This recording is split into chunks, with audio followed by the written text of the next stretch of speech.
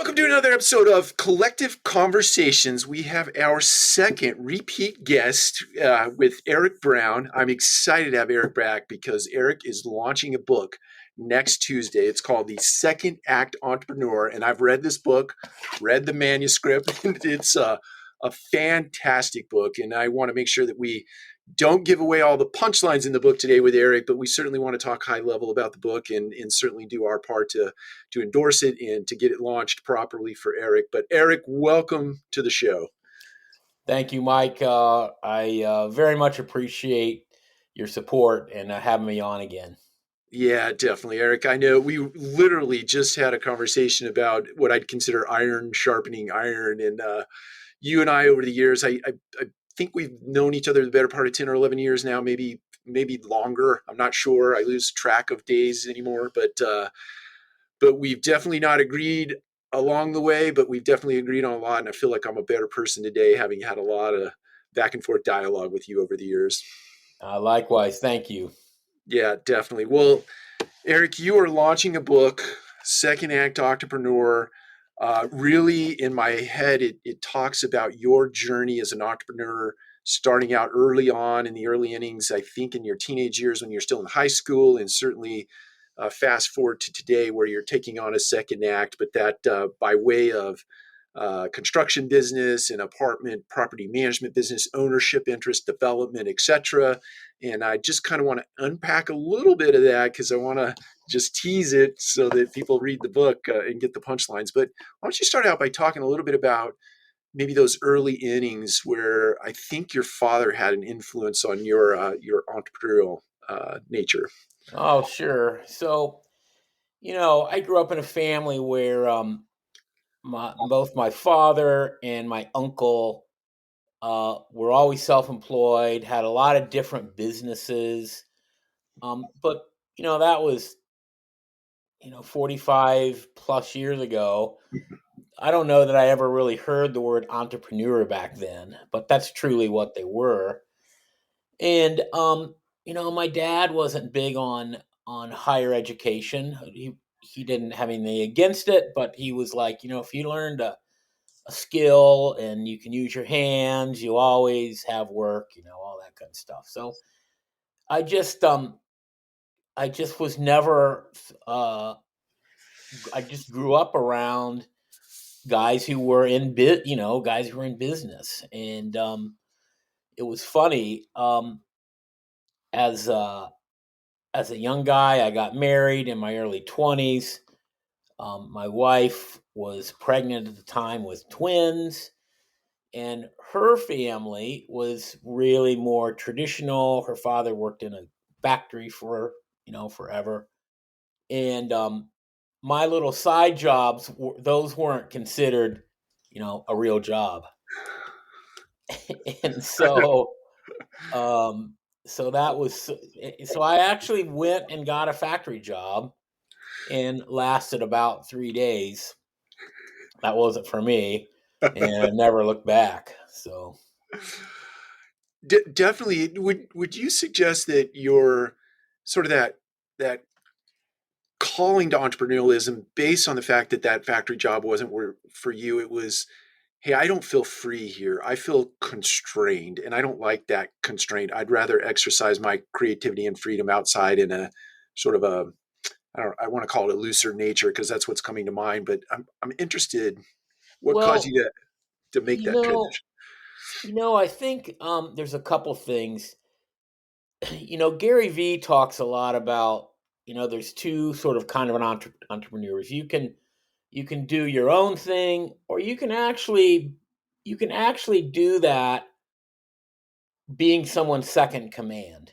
Sure, Right. So I sure. think there's a lot of validity in that second command thing. And I feel because I worked at Village Green for almost 2 decades. So Right. I was it isn't that I was super opposed to having a real job, but in that in that space, I was kind of second in command. And although Jonathan Holtzman was a difficult guy, he mostly left me alone. He wanted X, Y, and Z done. He was certainly was a micromanager. That was okay with me because you just want to know what's going on. But I was allowed to do what I wanted to do. Um, within parameters, of course. But Sure. yeah, I think that's it. More than anything, is just because a lot of times people think self-employment, entrepreneurship, all that is, oh, you have all this free time. I don't know. I think it might be just the opposite, but I digress. No, I believe that to be true. If we rewind the tape a little bit, prior to the Village Green, you actually started out with your own construction company. And I thought it was interesting in the book. You started out with a construction company, and you sort of, I call it pricing yourself out of business, but maybe you can articulate that better for us. But just because you're out there, to your point of being an entrepreneur, there is a lot to think about when you're trying to build Well, a business, run a business. yeah, to start, to frame it, I was like 21, okay? Yeah. And I understood the craft fairly well, although how much does a 21-year-old really understand the craft? Right. But my father was a carpenter, my grandfather was a mason, and so we sort of grew up around all that. But what happened to me was I lived in a small community, and you got to be careful with marketing in that it can be a double-edged sword. And so, like many small businesses, I went from one job to the next, and the jobs kept getting bigger and bigger and bigger. And I didn't really know how to estimate very well. Yeah. On top of and then secondly, I certainly didn't know how to manage customers. In that, if they asked for it, I just did it, irrespective of if that was in the scope of the work or not. Yada yada yada. Well, the interesting thing about when you are growing a business, and this job is X, the next job is Y, you can make a lot of mistakes in that gap Right. that that can take years before it sort of catches up with you. And then you go, holy moly, I can't stop this business. I can't get out. I owe too much money. I have to figure out how to fix this. And sometimes there's a way to fix it and sometimes there isn't. Yeah, that's very fair. I think it's a true lesson if those of you who are out there listening are thinking about entrepreneurialism. I think cash is king, and you just got to make No sure doubt. you got to manage And I cash. will say that, when things like that happen to you, you feel like you're the only person that ever happened to. That's a bunch of baloney. That's I right. feel like it happens to almost any business at any level. They go through these ups and downs. True statement. And I've always in the back of my mind said I can afford to make as many mistakes that are in correlation with the amount of capital I have, Right. That's right. right? That's right.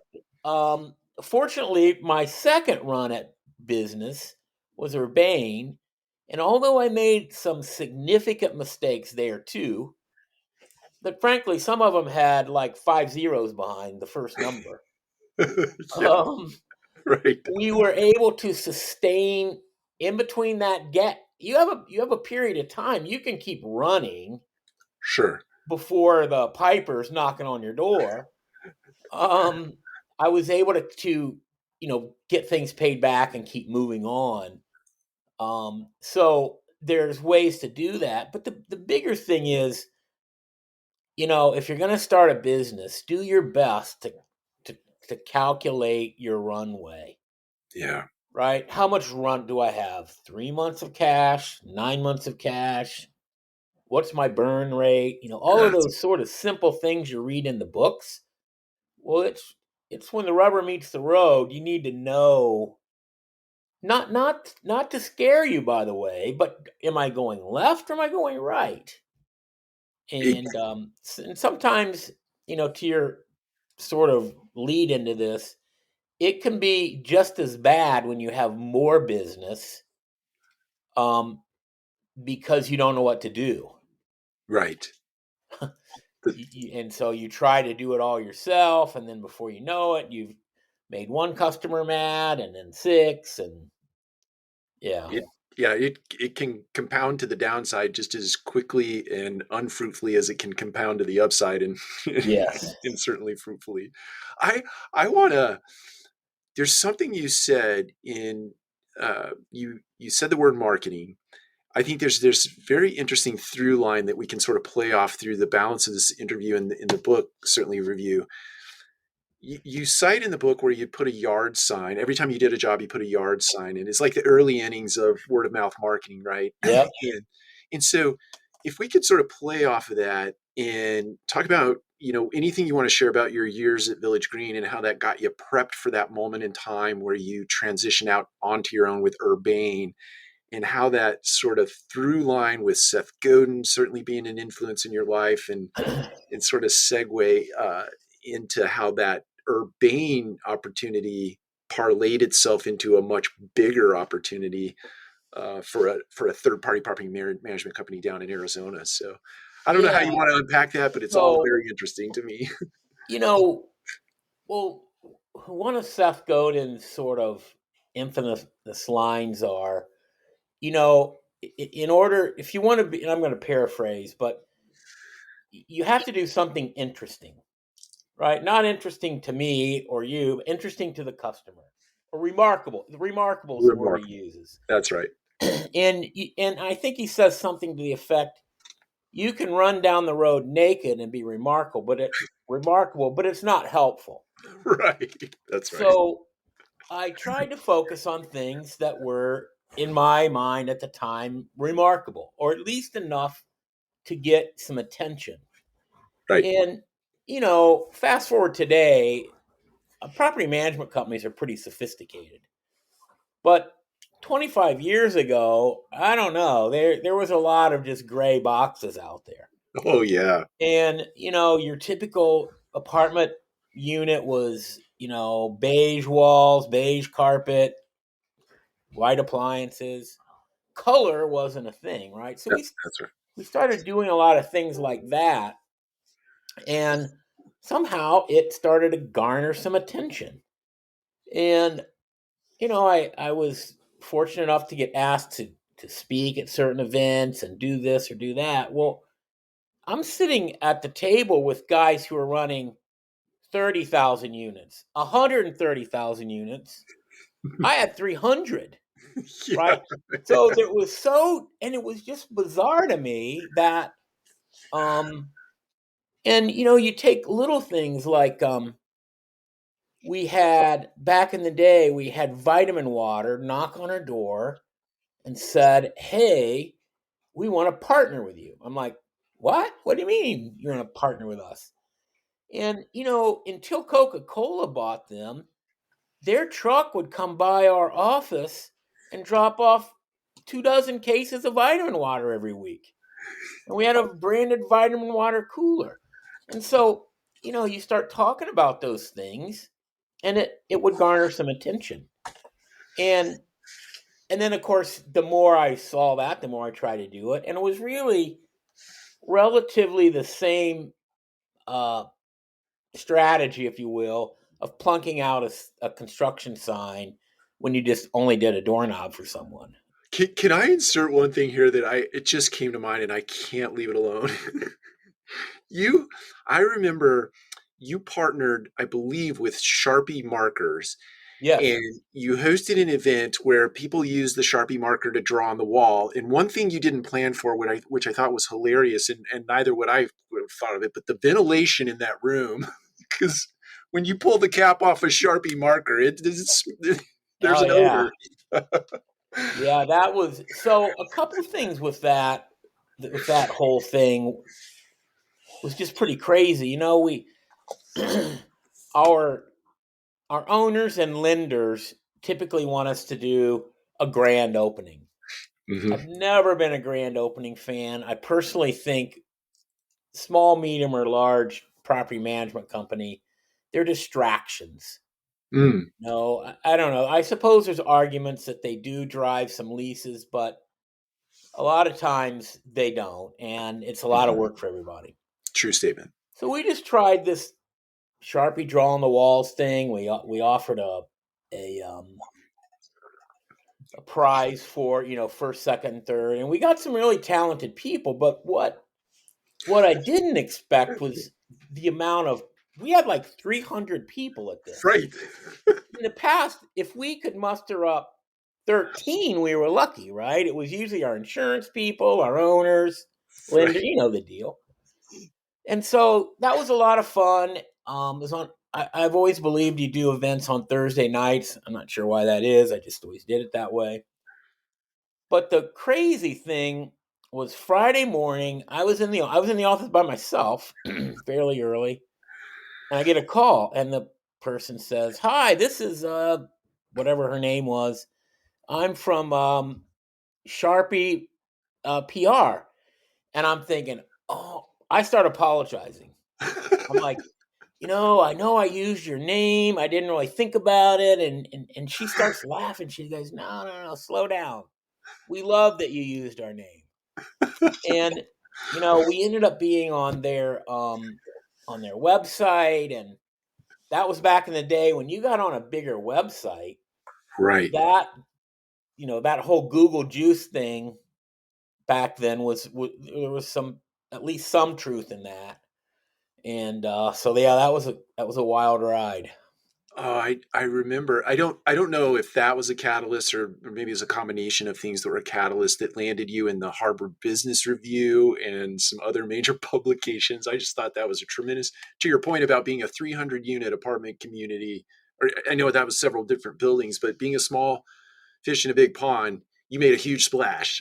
Well, and the Melinda Emerson who did the foreword in the book, um, she was a staff writer way back in the day for the New York Times. Oh wow. And we've been friends now for over 20 years, but she found us in something and did an interview, and actually we were published in the New York Times. And it's just little things like that like I've never considered myself a marketing person or a PR person other than maybe an opportunist, Sure, sure. Um, but uh, but yeah, that was sort of the first thing, the New York Times, and then after that, other things came up, and the whole thing with vitamin water was really more about the the regional manager happened to be from Royal Oak, happened to like our brand, and then we became friends, and that's Got sort it. of how that started. But then he carried it a bit further. We ended up having a combination of a Sharpie event and a vitamin water event, and I don't know, just but Mike, we always thought about and eat shop play is a really, really overused cliche these days, Very true. but we didn't ever really market our apartments. We marketed the neighborhood, the the tavern that everyone liked to go to down the street, who was a local dry cleaner, those kind of things. And it paid big dividends for us.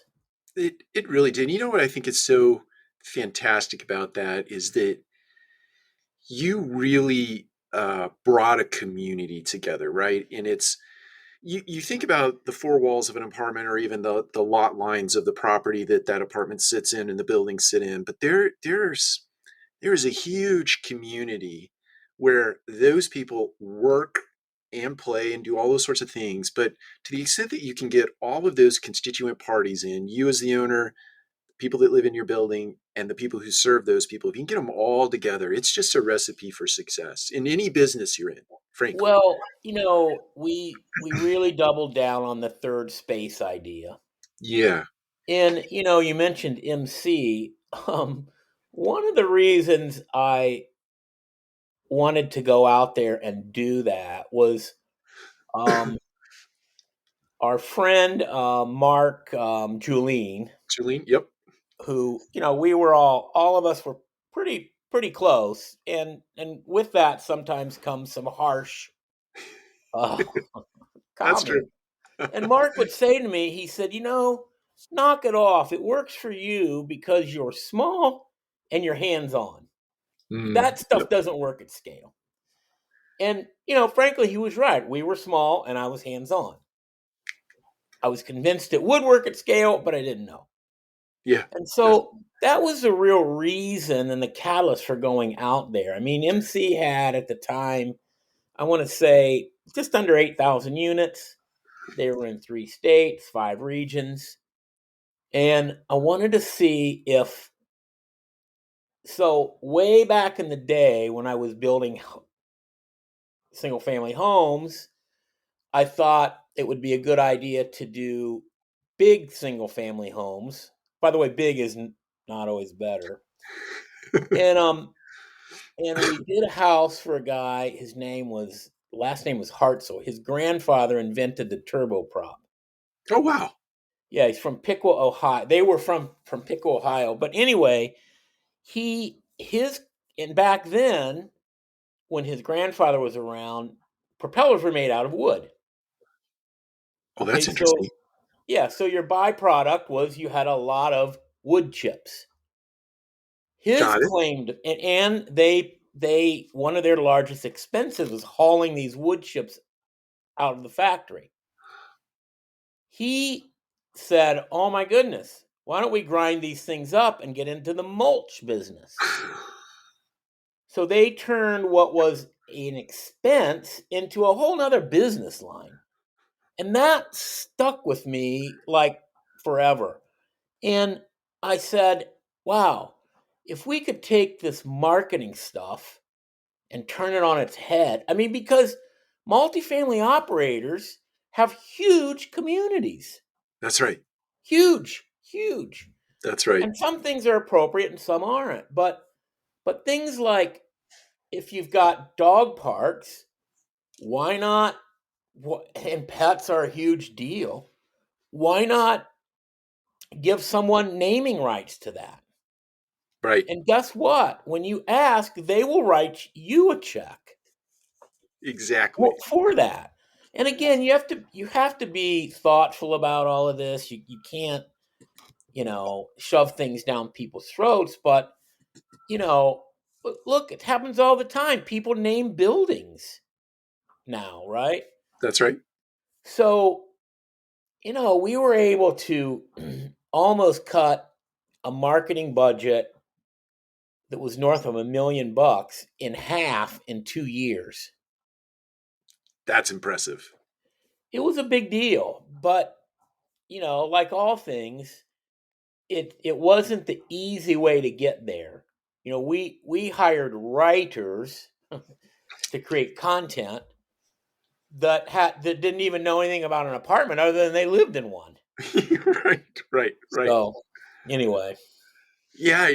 I remember at the time there was sort of, it was interesting. You've been working a long time, but it was as if you showed up on the scene. You turned everything that we Mark, I think Lisa Trezine was part of that group, Kate Good, Mike Wheeling, everything that we thought was sort of mainstay in the apartment business. You turned all of it on its head, and we were all like, "Who is this guy? Where did he come from? What's he talking about?" I remember to that point, we as of late, let's say in the last 36 months, smart lock and self-showing technology, self-guided tours, and all of that has oh just my become gosh, this huge thing. You were doing that, what, 15 years ago? yeah, like 2004, 2005. Right, right. You know what? What's remarkable, really remarkable to me, is how um, how the whole ILS thing changed during the pandemic. Yep. I mean, those guys came front and center and really, so the average Joe running his 3 to 5,000 unit apartment business, he didn't really rely too much on technology. He didn't have to. Right. That's right. Now suddenly the doors are locked, and I got to show that apartment. He Yeah. didn't that operator didn't really have good photos, they had no videos, they had no platform. That's right. Suddenly now, you know, places like apartments.com and all of those guys, they show up on the scene with frankly a kick-ass product. That's right. I mean, it's professionally done. It works. It's a very easy plug and play, and they can give you this price, or that price. And Yeah. so, guys who might have advertised with them at their low tier suddenly have to buy the silver and the whatever packages are in order to get those products, right? Right. And then from there, all of the smart technology and all of that stuff just seemed to me like it really took advantage of what was going on for the right reasons to solve the Sure. problems. And did it change the way people rent apartments forever? I don't know if it did or it didn't necessarily. I kind of think it did. Because I've never been convinced that I'm going to go out on a limb here. Salespeople don't add that much value. Yeah. I They think that's right. can, but it's very difficult to gauge, particularly today. I mean, everyone is like, they have time to do nothing, right? So you don't know, do they want to hear the short sales pitch, the long one, or nothing? But I always sort of thought about all that from the perspective of, if you're going to go buy a new car and the salesman sitting in the back seat, you're kind of nervous, right? I agree. I Well, if he agree. tosses you the keys and says, "Hey, take this home, show it to your wife and kids, or your boyfriend, girlfriend, your parents, yeah, bring it back tomorrow." Yeah. That's a completely different experience. That's right.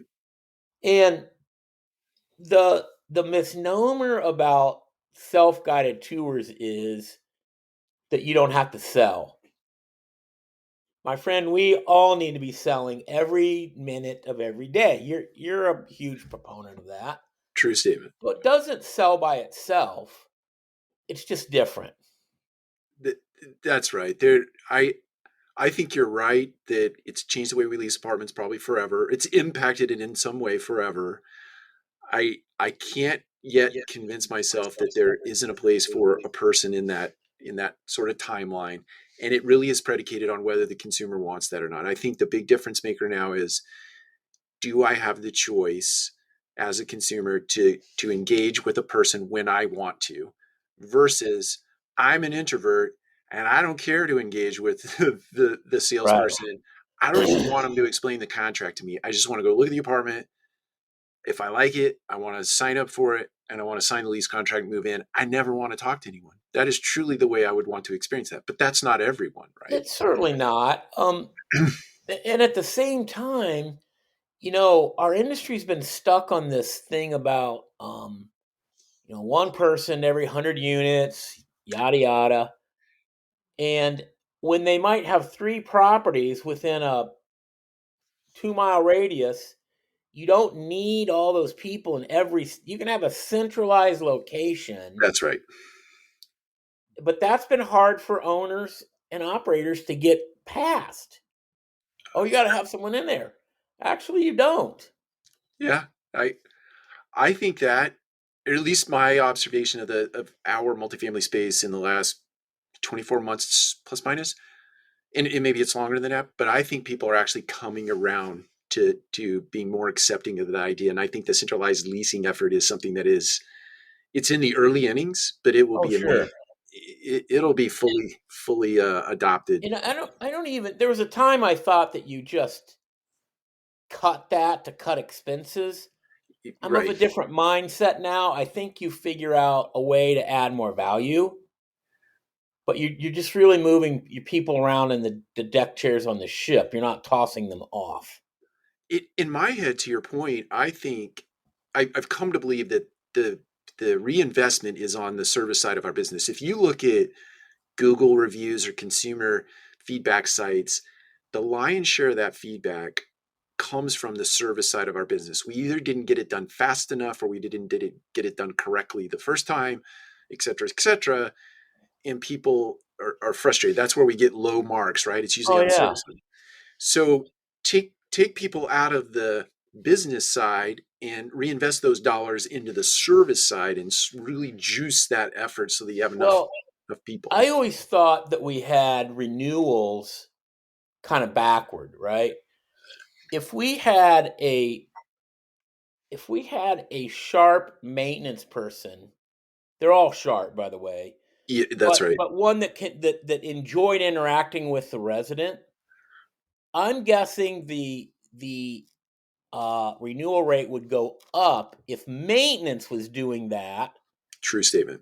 right out there. We got our so yeah. Would you like, Mrs. Smith? Would you like to renew? Here, all you got to do is sign right here. Yep. So Yep. the technology is available to do that. And Absolutely. he did that, or she, or whoever it was. But so many times, the resident has a bone to pick with the office or the manager or whatever. But Yeah. they mostly like the maintenance guys. That's right. That's right. Yeah, because they do little things for them here and there, Exactly. especially the really good ones. Yeah, right. Well, let's draw back. So, book launches next Tuesday, March the 22nd. Yep. I'm super excited about that. We're going to be giving away some books. Eric has been generous enough to give us some books. Sharon Coffin, who is the other half of the multifamily collective, and certainly the brainchild behind Collective Conversations, is drumming up a neat way to do that. But Eric, so transitioning from we have to talk about this because it's super interesting to me. Urbane to hot sauce. Help me understand that. Yeah. So we had Urbane had amassed a relatively large following locally, regionally, and nationally, actually. That's But right. we were asked by people to start to do different things. So, hey, will you be a media? We became a media partner on lots of different things, and one of those was a PBS uh, TV series in Detroit called Dining in the D, and they had a chef who would go around and test different dinners at different restaurants, and so we were doing the outreach marketing for that company. So and they didn't get funding for the second year.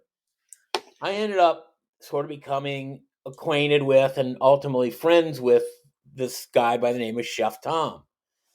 And so he starts hanging around the office and we're yammering. And, you know, back then we thought we wanted to have a food truck.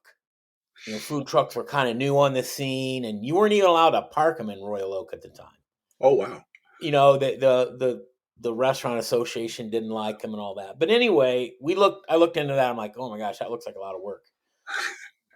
So he goes, hey, I got a hot sauce. Why don't you why don't we develop that? And so we passed the hot sauce around and people seemed to like it.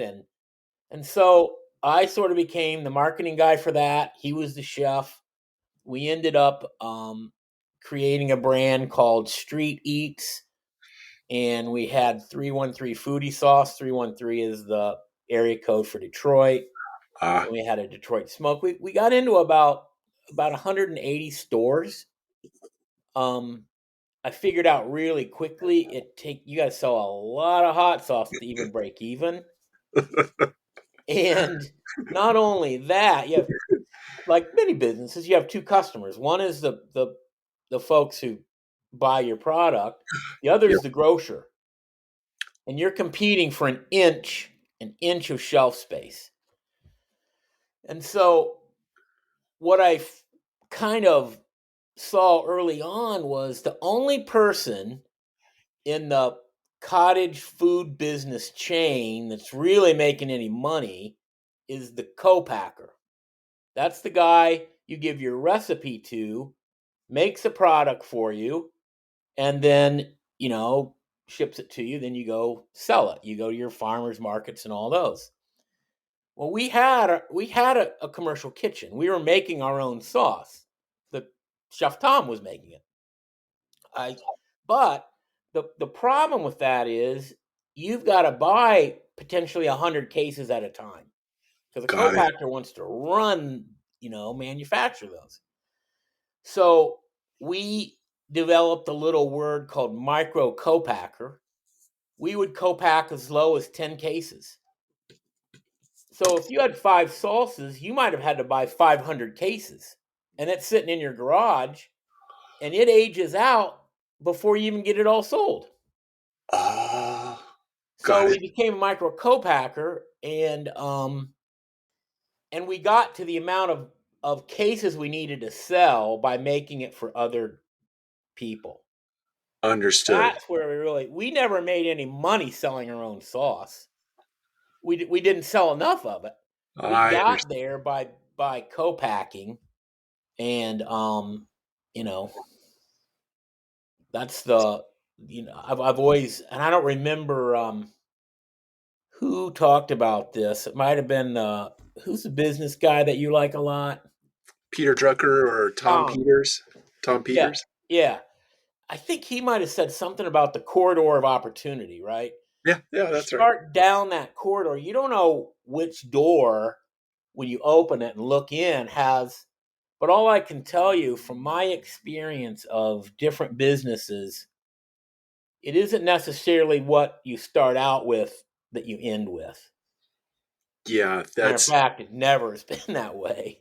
And so, I think that's it's sort of a perfect segue to sort of in capping our time here together in that you've walked down that corridor of business. It starts out in the early innings with a construction company. You segue into Village Green.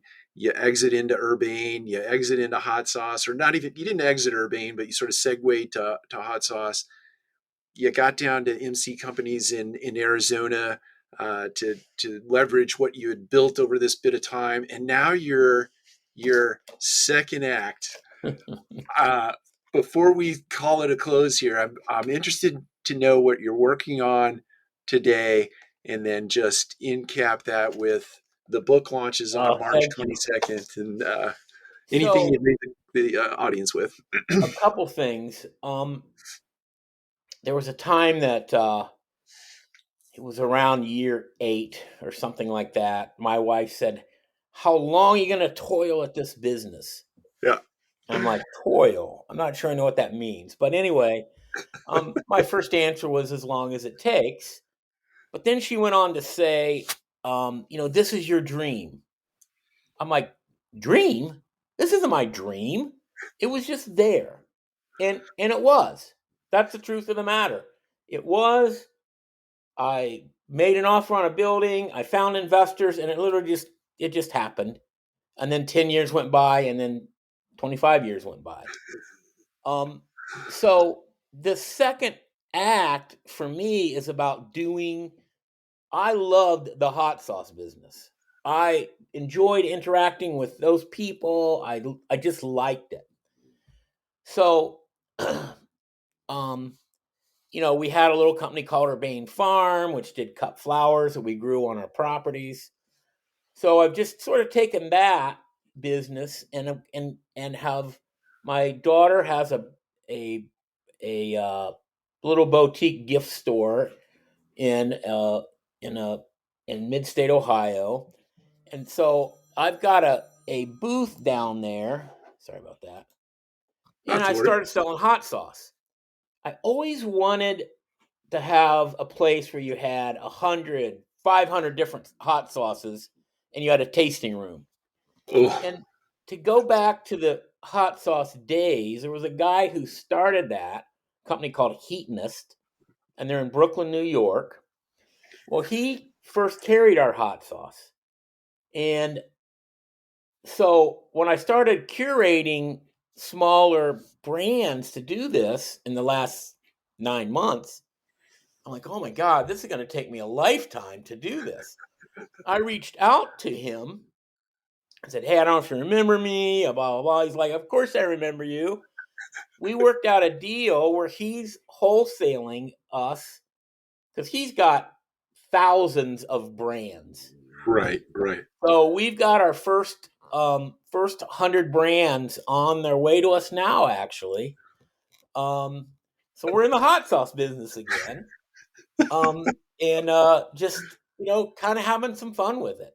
That and um, we're also dealing with like some vintage cast iron, and we cast iron cookware. Yeah, yeah. We became a lodge dealer, so we have new lodge I love cookware, wine.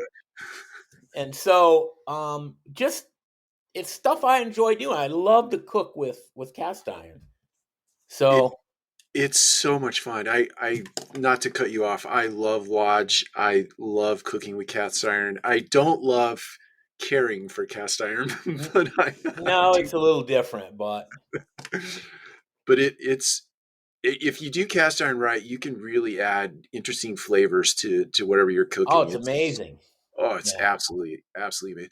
Okay, I don't want to guide your in cap, but it just came to mind as you were talking about that. So I would ask that you say one thing and then leave our audience with something.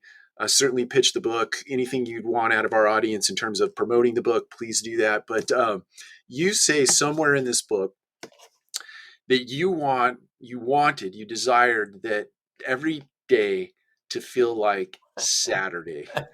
So tell our Yep. audience what that means, because when I read that, I was like, I want that. So I've kept a journal for most of my life, frankly. And I've always just gotten I was anxious, the whole work week. Mhm. Um, and that's nobody's fault but my own. It's however I was processing it. But the point was, I was never anxious on Saturday. Now, about noon on Sunday, I would get anxious again because I got to get ready for Monday. Right. So I just would write different times. Man, I just wish every day felt like a Saturday. Blah blah blah. Well, I can tell you today, now, every day does feel like a Saturday. Most days feel like a Saturday. I love that. And all I would leave people with is that I feel like are there places where working for the man makes sense? Of course. Sure. But um do do yourself a favor and get a side hustle going of some sort. You never know what's going to happen. It's relatively easy to do.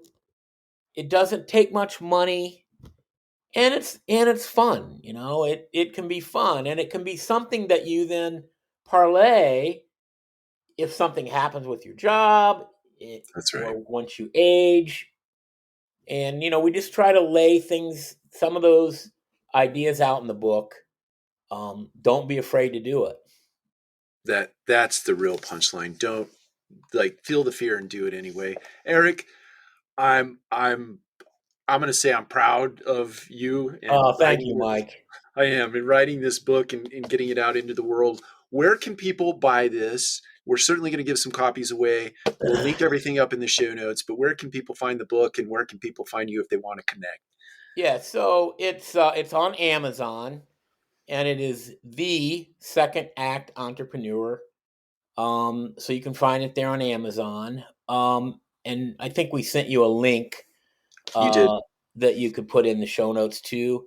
My email is ericbrown.urbane@gmail.com. If anybody's ever got any questions, I have plenty of time these days. So happy to connect with anyone that has questions, or sometimes you just need to get over a little hump, and happy to do that. Happy to give back. I love it. And please take Eric up on that. He is a fantastic conversationalist. Ideas are just like popping in his mind all the time. Great advice. And I just leave everybody with buy the book, read the book. We're going to give some books away. If you buy it and read it, please put a review out there on Amazon for Eric. He deserves to have that for all the effort he put into this and all the time spent to get to the point where he had enough narrative to put in a book. But thank you, everybody. Thank you, Eric Brown. And we'll see you next time on Collective Conversations. Thanks, Mike. Appreciate it. You're welcome. Bye now.